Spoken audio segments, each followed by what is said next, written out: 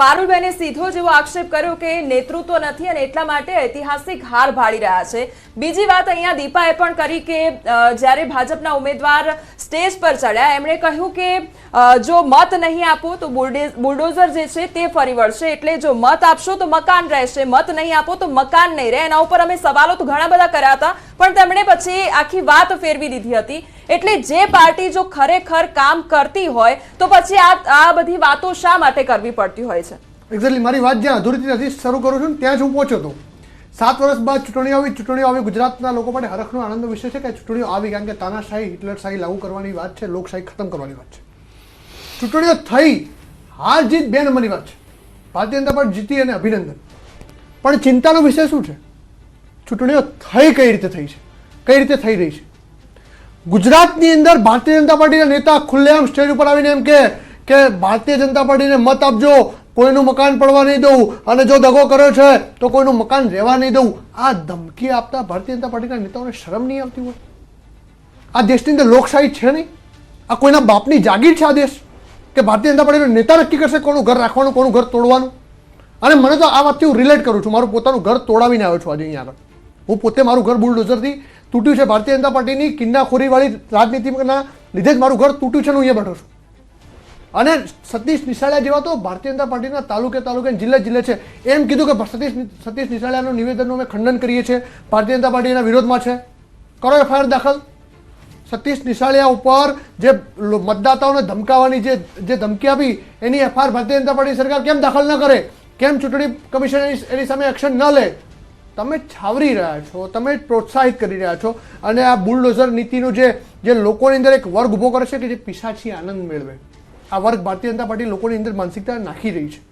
આ ગુજરાત માટે ખતરા સમાન છે. ચૂંટણીઓ આવવાની જવાની, પણ કોઈના આશિયાનાને તોડવાની ધમકી આપશો ને તો કુદરત માફ નહીં કરે. કોઈનું ઘર તોડવાની ધમકી આપશો ને તો કુદરત માફ નહીં કરે. આ ભારતીય જનતા પાર્ટી આ દેશની અંદર, ગુજરાતની અંદર તાનાશાહી લાગુ કરવાની પ્રયત્ન કરી રહી છે. હું તો આજે પણ, અમે ભલે ચૂંટણીના પરિણામો જે હોય, પણ જે મારા કાર્યકર્તાઓ જે મજબૂતીથી લડ્યા છે, જે ઉમેદવારો આ કપરા સમયની અંદર ચૂંટણી લડવી મહત્વની હતી, કારણ કે સામે શામ દામ દંડ ભેદ પૈસાના થેલા ઉતરે, ત્યાં પૈસા ના લે તો ધમકીઓ આપવામાં આવે, ધમકીઓથી ન તૂટે તો એના ઘર તોડી નાખવામાં આવે. આ ભારતીય જનતા પાર્ટીની નીતિની સામે પણ કોંગ્રેસ પાર્ટીના મારા જેવા હજારો કાર્યકર્તાઓ જે મજબૂતીથી લડી રહ્યા છે એમને સલામ કરું છું. અને આ લોકશાહી બચાવવા માટે લડી રહ્યા છે. આ દેશ અને ગુજરાતની અસ્મિતાને બચાવવા માટે લડી રહ્યા છે. અમે સત્તા પડાવવા માટેનો સંઘર્ષ નહીં, અમે તો સેવાના સંકલ્પ સાથે નીકળ્યા છે અને મજબૂતીથી લડીશું. વિપક્ષમાં છીએ તો વિપક્ષની ભૂમિકા અદા કરીશું. અને જીત્યા તો કઈ રીતે જીત્યા? લોકોને ડરાવીને કે મત નહીં આપો તો અમારો ધારાસભ્ય છે, તમારા વિસ્તારનો વિકાસ નહીં થાય, અમારા 156 સીટો સાથે સરકાર છે, અમારી સરકાર હાલ જાય છે. પ્રજા એટલી કહેવાય કે પ્રજા શું બાળક છે કે તેમને ખબર નહીં પડતી હોય કે શું એક પાર્ટીનો કોઈ ઉમેદવાર એમને ડરાવતો હોય, ધાક ધમકી આપતો હોય અને એના કારણે તે પ્રેશરમાં આવીને મત આપી દેતો હોય ને આટલા વર્ષોથી એ પછી સત્તામાં આવી જાય? નહીં, પ્રજા ખૂબ હોશિયાર છે. પ્રજા બાળક છે એવું કેવું એ ભૂલ ગણાય. જી, પ્રજા હોશિયાર છે, પણ બ્લેકમેલિંગ થાય. બ્લેકમેલિંગ કેવું થાય કે તમે મત આપતા પહેલા 10 વાર વિચારી લેજો. અહીંયા ધારાસભ્યને હજુ 3 વર્ષ બાકી છે, 3 વર્ષ સુધી ધારાસભ્ય અમારો જ રહેશે. ગુજરાત સરકારની ગ્રાન્ટ તમારે જોઈતી હોય તો અમારા ધારાસભ્યને મત આપજો. જો અહીંયા ભૂલથી કોંગ્રેસનો જીત્યો તો એને ગ્રાન્ટ નહીં મળે, પૈસા નહીં મળે, વિકાસ નહીં થાય. આ ખુલ્લેઆમ તમે ગામડે ફરો એટલે તમે દરેક ચોરે ને ચોટે ભારતીય જનતા પાર્ટીનો કાર્યકર્તા બ્લેકમેલ કરતો દેખાશે. પારુલબેન અહીંયા છે જ અને કંઈક કહેવા માંગે છે અને સીધો આક્ષેપ એ છે કે બ્લેકમેલિંગ કરીને મત માંગવામાં આવતા હોય છે. કપિલભાઈને મારે કહેવું છે, ભાઈ તમે એનો મતલબ કે સીધા પ્રજાને મૂર્ખ કહી રહ્યા છો. હા, કહી રહ્યા છો ના ભાઈ, કારણ કે આનો મતલબ તો એ જ થાય ને. ના, આનો મતલબ એ જ થાય. પ્રજા સમજે છે કપિલભાઈ, પ્રજા સમજે છે, જોઈ રહી છે. નહીંતર આજે કોંગ્રેસના સુપડા સાફ ના થયા હોત. મેં એમનું તો કહ્યું ને, હું પણ એનું ખંડન કરું છું ને અમારા નેતાઓ પણ એક વ્યક્તિના લીધે તમે આખી ભારતીય જનતા પાર્ટીના વિશે ખરાબ કહી શકો? કેવી રીતે કહી શકો? આખી ભારતીય જનતા પાર્ટીની વિચારધારા એ આખી અલગ ચાલે છે. તમારી તો કોંગ્રેસની કોઈ વિચારધારા જ નથી. અને તમે વાત કરો કે ભાઈ કે પૈસાથી તમે ખરીદી લો છો, તો તમારી એવી કેવી વિચારધારા કે અમે લોકો પૈસાથી ખરીદી લઈએ ને તમે વેચાઈ પણ જાઓ? અમે તો ક્યારે ખરીદતા નથી. અને તાકાત હોય ને ભાઈ તો અમારા ભારતીય જનતા પાર્ટીના કોઈ પણ કાર્યકર્તાને ખરીદીને બતાવો. કારણ કે અમે વિચારધારા સાથે અમે બેઠેલા છીએ. ખોટી વાત, ઢગલો પૈસાની વાત નથી. તમારા રાહુલ ગાંધી જોડે તો સૌથી વધારેમાં વધારે પૈસા છે ભાઈ, એની વાત નથી કરતા. કોની પાસે? અમારી પાસે કોઈ પૈસા નથી, પણ અમે અહીંયા આપણી વિચારધારાની લડાઈથી અમે લડીએ છીએ. અને એના માટે ખરીદીને બતાવો કે અમે ભાજપના કોઈ પણ કાર્યકર્તાને તમે પૈસાથી ખરીદીને બતાવો, કોઈ નહીં ખરીદાય. પણ તમારી એવી કેવી કોંગ્રેસની તમારી વિચારધારા કે લોકો વેચાઈ જાય, એ તમે જ કહો છો. તમને શરમ આવી જોઈએ. પારુલભાઈ, પણ અહીંયા સીધો સવાલ કપિલભાઈનો એ છે કે કાર્યવાહી શા માટે ના થઈ? કાર્યવાહી થાય છે. હમણાં 101 લોકોને સસ્પેન્ડ કરવામાં આવ્યા છે. એમનો પણ તમે જોયા નથી? જે પણ જ્યાં પણ કાર્યવાહી દરેક જગ્યાએ થાય છે, સતીશ નિશાળિયાના ઉપર પણ થશે ભાઈ. જો દરેક જગ્યા ઉપર કાર્યવાહી થાય છે. 150 ના નામ તો હું તમને આપી નહીં શકું. દરેક જ્યાં એમને ખોટું કાર્ય કર્યું છે, કોઈ પણ જગ્યાએ, જેમ તમે સતીશભાઈની વાત કરી, એમને પણ આવું થશે. જો અમે કેવું ખોટું પૈસાની વાત કરી, એટલે એમનો સવાલ એ છે કે અહીંયા ધમકીની એક તો વાત થઈ રહી છે, બીજી કે તમે નામોની વાત કરી રહ્યા છો કે લગભગ 150 જેટલા લોકો છે, એમાંથી કેટલાય લોકો ઉપર કાર્યવાહી થઈ છે. તો અહીંયા સવાલ કદાચ એમના મનમાં પણ હશે અને અમારા મનમાં પણ એ જ છે કે ચલો 150 ઉપર કાર્યવાહી થઈ છે, તો કદાચ તમને એક નામ તો યાદ હશે કે કોના ઉપર કાર્યવાહી થઈ છે અને કોના ઉપર ઠોસ પગલાં ભરવામાં આવ્યા છે. અને બીજું કે ચૂંટણી પતી જાય પછી આખી કાર્યવાહી કરવામાં આવે તો એ કેટલું ભાઈ અમને કહે છે. એક જ મિનિટ, કપિલભાઈ, તમે લોકો એફઆઈઆર કરવા નથી જઈ શકતા? તમને કોઈ રોક્યા છે? ચૂંટણી પંચ નથી, હાઈકોર્ટ નથી, કેમ? તમારે જવું નથી. ખોટી વાત, તમારે જવું નથી. ખોટા આક્ષેપો કરવા છે. સત્ય હોય નહીં સરકાર એવું નથી હોતું ભાઈ. લોકશાહી છે, દરેકનો અવાજ સાંભળવામાં આવે છે. ભાઈ આવું જોતું ને તો 30 વર્ષથી ભારતીય જનતા પાર્ટીની સરકાર અહીંયા ના હોતી. જો અમારું ચાલતું આવું ના હોય ભાઈ. ના, એવું નથી. તમે આપણે ચર્ચાને આગળ વધારીએ. બિપિનભાઈ, આપને સવાલ કરવા માંગીશ કે અહીંયા 24-25ના વર્ષ માટેની પૂરક પત્રક અંદાજપત્રક રજૂ થશે. પહેલી બેઠક સરકારી વિધેયક અને સરકારી. બિપિનભાઈ, તમને સવાલ છે કે ભાજપ એવું કહે છે કે અમે કેડર બેઝડ પાર્ટી છીએ, માર્ગદર્શન પણ આપવામાં આવે છે, અલગથી એક સેશન ગોઠવવામાં આવે છે કાર્યકર્તાઓને, નેતાઓને ટ્રેન કરવા માટે. તો આ પ્રકારના જ્યારે નિવેદન આવે ત્યારે મતદારોના મનમાં શું ભાવના જાગતી હશે કે તેઓ શું અનુભવતા હશે? ભલે અત્યારે ટેલી બદલાઈ રહી છે, 1200 સમથિંગ બેઠકો છે જેની ઉપર ભાજપ જીતી રહ્યું છે અને કોંગ્રેસની પાસે ખૂબ જ ઓછી બેઠકો આવી છે. આપ કેવી રીતે મૂલવો છો આને? ના, મુખ્યત્વે આપણે કહીશ કે 2018માં જ્યારે ઇલેક્શન થયા હતા નગરપાલિકાના, તો 1948 જેટલી સીટો એ વખતે હતી. એમાંથી 1141 બીજેપીને મળી હતી, 542 એ કોંગ્રેસના હતી અને અપક્ષોને 61 હતી. હવે અપક્ષોનો જે રોલ છે એ અત્યારે જોવા મળ્યો. એટલે મુખ્યત્વે આપણે એ કહીશ કે અપક્ષો 61 અને 542 કોંગ્રેસ, એટલે કે 600 જેટલી બેઠકો એ કોંગ્રેસ અને અન્યને મળી હતી. એની સામે અત્યારે જે છે એ મુખ્યત્વે 400 જેટલી સીટો આપણે કહીએ કે એ અપક્ષ કોંગ્રેસ મળે, એટલે કે 200 સીટોનું નુકસાન છે. એનો મુખ્યત્વે આપણે એવું થાય કે ભાઈ જે ઉમેદવારો જે કોંગ્રેસને જે છે, કે આપણે એક ઉદાહરણ લઈએ કે રાજુલા જે છે એ કોંગ્રેસ પાસે હતી, પરંતુ હાલમાં જે છે તમામે તમામ વોર્ડ બેઠકો એ બીજેપી પાસે હતી. એટલે કે લોકોનો વ્યૂ એમને જે છે 5-7 વર્ષ સુધી જે શાસન કર્યું અને ત્યાં લોકોના પ્રશ્નો જે છે પરિપૂર્ણ ના થયા હોય, કારણ એમને કામગીરી કરવામાં જે પણ ઉણપ આવી હોય એના કારણે એમને બદલાવ આવ્યો, રાજકીય બદલાવ આવ્યો. એ આપણે ગુજરાતી પ્રજા દર વખતે કરે છે અને આ વખતે પણ જોવા મળ્યું. રહ્યું એ કે જે રાજકીય લોલાપણો, જે લોલચ, એટલે એમને લાલચ આપીને હવે એ અંગેના જે છે કે પીઆરએ એટલે કે જે એના કાયદા પ્રમાણે જે છે ચૂંટણી પંચ અંગે સમક્ષ તમામે જે છે એ જે તે સમય સાથે એવિડન્સ સાથે જે પણ જે છે એ ફરિયાદો કરે તો એનું નિરાકરણ આવતું હોય. ભલે એ 5% આવે કે 10% આવે, પરંતુ એ ફરિયાદો કન્વર્ઝન થતી હોય. પરંતુ એ આપણે જોઈએ કે એવું એક પણ ઇલેક્શન ચૂંટણી પંચે જે છે રદ નહીં કર્યું.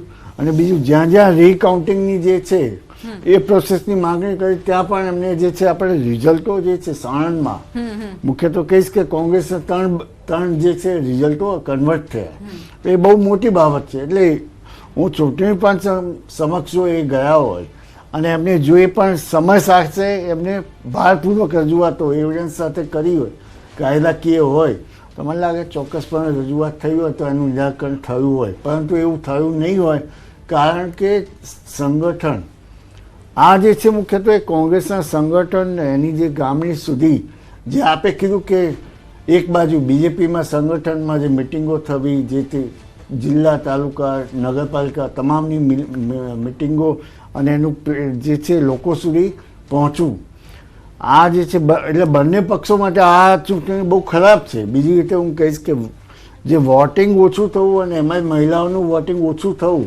એ 2027 માટે જો એ ધ્યાન નહીં રાખે તો જેમ આપણે દિલ્હીમાં જોયું કે ભાઈ મહિલાઓનો વોટ જે છે એ કિંગ મેકર બનતો હોય, એવી રીતે ભવિષ્યમાં ગુજરાત માટે પણ જે મહિલાઓનું વોટિંગ કિંગ મેકર બનશે અને જો ધ્યાન નહીં આપે તો બંને પક્ષોએ એનું જે છે એ 2027માં જોવાનું રહેશે. પરંતુ હાલમાં જોઈએ તો શાસક પક્ષ માટે એમને જે પણ એટલે કામો કર્યા છે એના કારણે જ લોકો જે છે વોટિંગ કરીને એમને છૂટ્યા છે. એટલે એના બાબતે બીજું કંઈ આપણે અત્યારે તો જે અહીંયા જે જનતાનો એટલે વોટર્સનો મિજાજ જ આપણે જોવાનો રહે.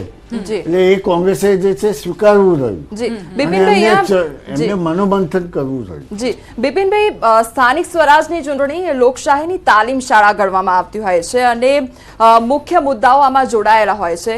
અહીંયા આ વખતે ઘણી બધી લાલચ આપવામાં આવી. એક તો આપણે મકાનની વાત કરી, બીજી એવી પણ ઘટનાઓ સામે આવી કે જ્યાં દારૂનું વેચાણ કરવામાં આવ્યું, દારૂ લોકોને આપવામાં આવ્યો. એટલે આ બધી ઘટનાઓથી સવાલ એ થાય કે શું આ ચૂંટણીમાં વિકાસના મુદ્દા ખૂટી પડ્યા હતા, શું કામકાજના મુદ્દાઓ ખૂટી પડ્યા હતા અને એટલા માટે આ પ્રકારની નીચી રાજનીતિ કરવી પડી? ના, આ એટલે કોંગ્રેસ જ્યારે હતી શાસનમાં ત્યારે પણ આ જોવા મળતું હતું. બીજેપી તોય અને બીજું ગામડી ઇલેક્શનો એટલે કે આ મુખ્યત્વે એટલા માટે ખાસ કહી કે એમાં જાતિવાદ અને જે અન્ય જે છે એ અન્ય વસ્તુઓ જે છે એ થતી જ હોય છે, એમાં કોઈ નવું નથી. આ તમામ ઇલેક્શનોમાં એ પછી લોકસભા હોય, રાજ્યસભા હોય, આપણે રાજ્ય કક્ષાનું હોય, એમએલએનું હોય, એમપી હોય કે જિલ્લા પંચાયત, એ તમામમાં જે છે પ્રલોભનો જે છે એ કે બીજી રીતે આગળના દિવસોમાં બધા તમામ પક્ષો આપતા જ હોય છે. એમાં એ કે જી બિપિનભાઈ, આપ આપની વાત પૂરી કરશો. એક મહત્વપૂર્ણ સમાચાર જૂનાગઢ મહાનગરપાલિકાને લઈને મળી રહ્યા છે. 48 બેઠક જે ભાજપના કબજે ગઈ છે, 48 બેઠક પર ભાજપે વિજય પતાકા લહેરાવી છે. કોંગ્રેસની વાત કરીએ તો કોંગ્રેસ એક બેઠક પર, માફ કરશો, અપક્ષ એક બેઠક પર જીત્યું છે. જૂનાગઢ મનપામાં ભાજપની ભવ્ય જીત થઈ છે. 60 બેઠકો પૈકી 48 બેઠકો પર ભાજપનો ભગવો લહેરાયો છે, તો 11 બેઠક પર કોંગ્રેસને જીત મળી છે અને એક બેઠક પર અપક્ષની જીત થઈ છે. આ પ્રકારના સમાચાર જૂનાગઢ મહાનગરપાલિકાને લઈને પ્રાપ્ત થઈ રહ્યા છે. જી બિપિનભાઈ, મુખ્યત્વે ગ્રામીણ વિસ્તારમાં જે છે એ આપણે જે એટલે કે ખેડૂતો જે છે, ખેડૂતો, SC, ST, OBC અને આ વખતે તો મુખ્યત્વે એ પણ પોઈન્ટ હતો કે જે 27% જે OBCની જે સીટો જાહેર કરી એનો ફાયદો કોંગ્રેસ જો ઉઠાવી શકી હોત તો આ પરિણામો જે છે એ આખા જુદા જ હોત, 2015 જેવા મળી શક્યા હોત. પરંતુ એમનો જે છે કે લોકો સુધી પહોંચવું, કન્વર્ટ કરવા વોટો, એમાં જે છે સક્ષમ ના રહેવાને કારણે આજે જે છે એ બીજેપીને એનું કારણ બીજો કોઈ પક્ષ જ નથી. નો ડાઉટ આપણે જે જોયું કે કુતિયા અને રાણાવાવ ત્યાં આખી પરિસ્થિતિ જુદી થઈ. ત્યાં આગળ આપણે જોઈએ કે ભાઈ કાંધલ જાડેજા એનું આખું જે છે તે MLA તરીકે પણ સક્ષમ છે, ત્યાં લોકલ પણ સક્ષમ છે. એવી રીતે જે કોંગ્રેસના જે ધારાસભ્યો છે એ પોતાના જિલ્લામાં અને પોતાની સીટો ઉપર જો એમને કાબુ મેળવ્યો હોત એટલે અને એમને જે પ્રયત્નો કર્યા હોત તો મને લાગે આજે આ પરિસ્થિતિ ના હોત. એટલે એ આમાં જે છે મુખ્યત્વે સભાઓ કરવામાં અને જે છે કે લોકો સુધી પહોંચવામાં એ નબળા ઉતરે એવું કહી શકાય. પારુલબેન, હવે જ્યારે નેક્સ્ટ 5 વર્ષે મળીશું સ્થાનિક સ્વરાજની ચૂંટણીમાં, તો આપ દાવો કરી શકો છો રોડ રસ્તાની જે સુવિધાઓ છે તે એકદમ A1 થઈ જશે 100% ગામડાઓ સુધી? કારણ કે ઘણી વખત એવું બને છે કે એમ્બ્યુલન્સ ગામડાની અંદર નથી જઈ શકતી અને એવા રસ્તાની હાલત હોય છે કે જે એક મહિલા હતા જે ગર્ભવતી હતા અને તેમનું બાળક એટલે મોતને ભેટ્યું કારણ કે એમ્બ્યુલન્સ અંદર સુધી ન પહોંચી શકી. દીપાબેન, આ વસ્તુ દુઃખદ કહી શકાય, 100% હું માનું છું. પણ આવું ક્યાંક થયું હશે. બાકી મોટા ભાગે આપણે ગામડાઓમાં હું પણ ટ્રાવેલ કરું છું, બધી જગ્યાએ ક્યાં કોઈ જગ્યા ઉપર રોડ રસ્તાની હજી કમી છે તો એ અમે તમને પ્રોમિસ આપીએ છીએ કે આવતા 5 વર્ષ પછી જ્યારે મળીશું અહીંયા જ ડિબેટ કરતા હશું ત્યારે જોઈશું કે રોડ રસ્તાની આપણી કયા લેવલ ઉપર આજનું આપણું રેન્કિંગ રોડ રસ્તાનું આખા ઇન્ડિયાનું રેન્કિંગ ક્યાં પહોંચ્યું છે એ પણ જોવું રહ્યું ને. નીતિન ગડકરીજી કેટલી સ્પીડમાં રોડ બનાવે છે. પહેલા પણ રોડ બનતા હતા પણ પર ડે 2 કિલોમીટરની સ્પીડે બનતા હતા અને આજે આપણે 38 કિલોમીટર પર ડેની સ્પીડે બની રહ્યા છે. એટલે અને કેટલી ફાસ્ટ અહીંયાથી બોમ્બે જવું હોય તો કેટલા ફાસ્ટ પહોંચે છે, અહીંયાથી દિલ્હી જવું હોય તો કેટલા ફાસ્ટ પહોંચે છે. જેમ કે અંતરિયાળ વિસ્તારો છે. મારી વાત એ છે કે જે નાનામાં નાનો માણસ છે તેના સુધી આ સુવિધા ક્યારે પહોંચશે? રાષ્ટ્રીય માર્ગો જે રાજમાર્ગો છે તેનો વિકાસ થઈ રહ્યો છે પરંતુ ગામડાઓ સુધી આ વિકાસ ક્યાંક ને ક્યાંક ત્યાં જ પહેલા જ ખતમ થઈ જાય છે. દીપાબેન અહીંયા હું એક વસ્તુ ક્લિયર કરીશ કારણ કે જો મને સૌરાષ્ટ્રમાં ગામડાઓમાં એટલું મારે જવાનું નથી થતું પણ હું ઉત્તર ગુજરાતની છું તો ઉત્તર ગુજરાતના દરેક ગામડાઓમાં હું ફરું છું. તો ઉત્તર ગુજરાતના દરેક ગામડા દરેક એક રોડ હોય ને તો 6 ગામમાં કનેક્ટ કરતો હોય. પાછું એવું નહીં કે ત્યાંથી પાછા આવવાનું, ત્યાંથી જ તમે આગળ નીકળી શકો છો અને એ રોડ એવા કે તમને એક ખાડો પણ જોવા ના મળે. આ મારો પોતાનો એક્સપિરિયન્સ છે. એટલે આપણે જે કીધું એ વાત સાચી છે કે આદિવાસી વિસ્તારોને જે અંદરના જે અંતરિયાળ વિસ્તારો છે ત્યાં આગળ બીજેપીએ પ્રાયોરિટી આપવાની થાય એ સ્વીકારવાનું રહે કે ભાઈ આવનારા અને જો આદિવાસી સમાજ માટે કેટલા બધા યોજનાઓ લાવે છે. એમને રોડની વાત કરી. એટલે રોડ પણ થઈ જ રહ્યા છે. પ્રાથમિક સુવિધાઓ છે. પ્રાથમિક સુવિધા દીપાબેન જો પ્રાથમિક સુવિધાની વાત કરીએ ને તો વીજળી 96% દરેક ગામમાં પહોંચી છે. પહેલા 8 કલાક જ વીજળી આવતી હતી અને કહેવત હતી, કહેતા હતા, અપીલ કરતા હતા લોકો કે ભાઈ વાળું ટાઈમે વીજળી આપી દો ને એટલે રાતના ડિનર ટાઈમે તો બહુ થઈ ગયું, શાંતિથી અમે જમી શકીએ. આ લેવલ હતું. આજે 8 કલાકની 12 કલાક 24 કલાક આપણને વીજળી મળે છે અને ક્યાંક જો વીજળી જાય તો આપણને પ્રોબ્લેમ થાય. હવે એ તો કેવું છે કે ગામડામાં કદાચ છોડી જતી હશે, બાકી શહેરમાં તો ક્યારે આપણને વીજળી જવાનો એટલે હવે ડબલ એન્જિનની જગ્યાએ ટ્રિપલ એન્જિન થયું. વોટિંગ તમને શહેરી વિસ્તારોમાં મળે છે અને ગામડાઓની વાત આજે ક્યાંક હજુ અસંતોષ, ક્યાંક હજી અસંતોષ નહીં પણ કેવું છે કે ભાઈ આપણે એવું ના કહી શકીએ અસંતોષ છે પણ દરેકની એક ડિમાન્ડ હોય. કોની પાસે ડિમાન્ડ હોય તો જે કામ કરતું હોય એની પાસે અપેક્ષા થાય, જે કામ જ નથી કરતું એની પાસે અપેક્ષા થવાની જ નથી. હવે જે ડબલ એન્જિનની જગ્યાએ ટ્રિપલ ટ્રિપલ એન્જિન એન્જિનની થાય સરકાર તો એ જે છે કે તમારી માટે તો મુખ્યત્વે મોકળું મેદાન છે કામ કરવાનું. તો અને અમારા ગામડાઓ સુધી વિકાસ પહોંચે. દીપાબેન તમે જોયું હશે કે ભાઈ અમારા ભારતીય જનતા પાર્ટીના કાર્યકર કરોડો કાર્યકર છે, આખી વર્લ્ડની સૌથી મોટામાં મોટી પાર્ટી છે અને કરોડો કાર્યકર્તાઓ રેગ્યુલર બેઝિસ 365 દિવસ 24/7 ગ્રાઉન્ડ લેવલ ઉપર કામ કરતા હોય છે. એ તાકાત છે કોંગ્રેસના કાર્યકર્તાઓ કરીને બતાવે. અમે તડકાઓમાં ફરતા હોઈએ છીએ અને ડોર ટુ ડોર જઈએ છીએ, ડોર ટુ ડોર યોજનાઓ લઈને જઈએ છીએ, અમારા રથ ફરતા હોય છે. એટલે એ તાકાત છે અને એના જ કારણે અમે લોકો વોટ દિલથી માંગીએ છીએ અને હકથી માંગીએ છીએ અને હકથી લોકો અમને વોટ આપે છે. આ છે અમારું ભારતીય જનતા પાર્ટીનું સંગઠનનું નેટવર્ક. માઇક્રો મેનેજમેન્ટ જો કોઈએ કર્યું હોય ને તો અમારા માનનીય પ્રદેશ પ્રમુખ CR પાટીલ સાહેબ જે કેન્દ્રીય મંત્રી છે એમને માઇક્રો લેવલે મેનેજમેન્ટ કર્યું છે અને એક બૂથ લેવલ પેજ પ્રમુખ સુધી બનાવેલા છે અને પેજ પ્રમુખ ખાલી બનાવવા ખાતર નથી, એ દરેક પેજ પ્રમુખની અંદર જે યાદી હોય ને એના સુધી લોકો પહોંચે છે. એ મહત્વનું છે અને આજે એનું રિઝલ્ટ જ આજે જે દેખાય છે ને